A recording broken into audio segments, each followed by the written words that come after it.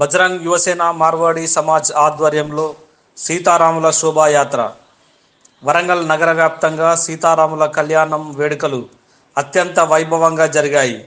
వరంగల్ నగరంలోని బజరంగ్ యువసేన మార్వాడి సమాజ్ ఆధ్వర్యంలో మార్వాడి మందిర్ నుండి భద్రకాళి రోడ్లోని హనుమాన్ గుడి వరకు అయోధ్య రాముడి సీతారాముల ప్రతిమలతో శోభాయాత్రను ఘనంగా నిర్వహించారు.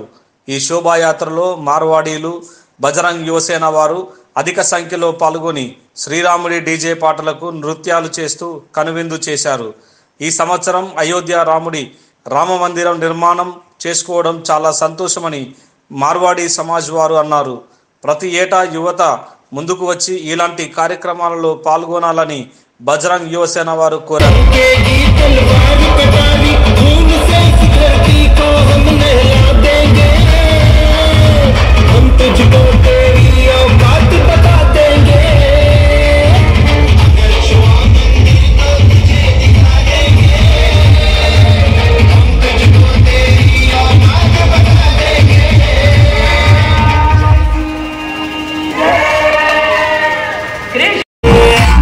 दुश्मन की लंका लगा के आए भगवाधारे श्री राम जी का परचम लहरा के आए भगवाधारे।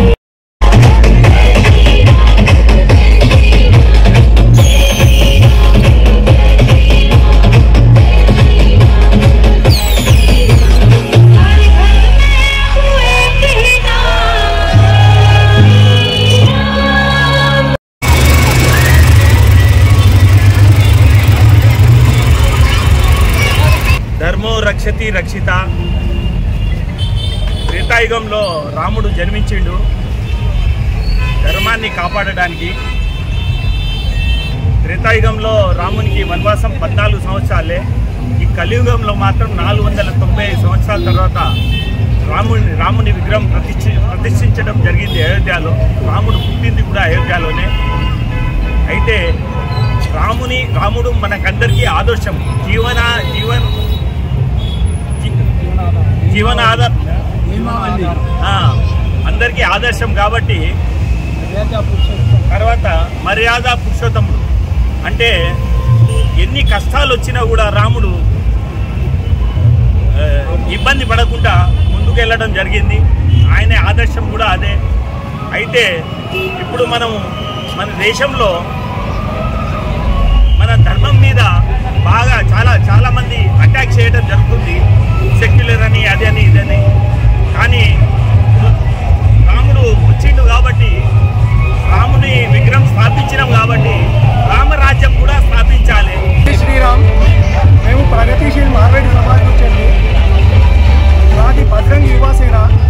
మేము పిల్లలందరం కలిసి ఒక చిన్న ర్యాలీ ఏర్పాటు చేసుకున్నాము. ఇది 2వ సంవత్సరము. ప్రతి సంవత్సరం మేము ఈ ర్యాలీని చేద్దాం అని అనుకుంటున్నాము. అందరు సహకారం బాగున్నది. మా ఫ్యామిలీ మెంబర్స్ అందరూ పాల్గొంటున్నారు. ఆడవాళ్ళు, పిల్లలు, పెద్దోళ్ళు ప్రతి ఒక్కరు పాల్గొంటున్నారు. ఈ ర్యాలీ ఎక్కడి నుంచి ఎక్కడి వరకు పోతుంది? ఈ ర్యాలీ వరంగల్ చౌరస్తా నుంచి వెళ్ళి దుర్గేశం స్వామి గుడి నుంచి వెళ్ళి మళ్ళా బట్టల్ బజార్ నుంచి వెళ్ళి మళ్ళా హనంకొండ భద్రకాళి గుడి, మన వరంగల్ భద్రకాళి గుడి ఆర్చ్ దగ్గర హనుమంతుడి గుడి ఉంటుంది, రంగంపేట గుడి అని. ఆ గుడి దగ్గర ఒక 500 to 600 మెంబర్స్ వచ్చారు. నా పేరు శుభం.